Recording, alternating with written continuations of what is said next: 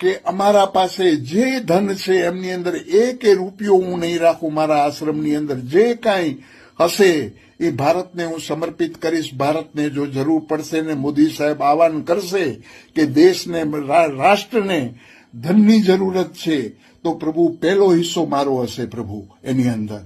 તો હરેક ભારતવાસીઓને આજે આપણે ભારતીય થઈ કરી અને મોદી સાહેબના આપણે હાથ મજબૂત કરવાના છે અને એને એટલા આશીર્વાદ આપો કે આ જે જંગ છે આ નાપાક નીચ સાથે એ જલ્દીથી જલ્દી જીતીએ આપણે અને આપણે વિશ્વની અંદર ડંકો વગાડીએ કે ભારત શું છે, ભારત કેટલું સહન કર્યું છે અને છેલ્લે બાકી સૈન શક્તિની ચરણ સીમાએ જ્યારે આવ્યા ત્યારે આ ચીજ કરવી પડી મોદી સાહેબને. નહીં તો 2014થી આજે 25 સુધી સૈન મોદી સાહેબ કરે છે અને આજે જો જવાબ દે તો પ્રભુ એ કોઈ ખોટું છે નહીં અને જવાબ જડબાદ તોડ દેવો જોઈએ. નાપાકને નાપાક જ કરી નાખવો જોઈએ, નકશામાંથી નીકળી જવો જોઈએ. એ માણસ એ દેશ નકશામાંથી નીકળી જવો જોઈએ અને મોદી સાહેબને ગુરુ દત્તાત્રેય વતી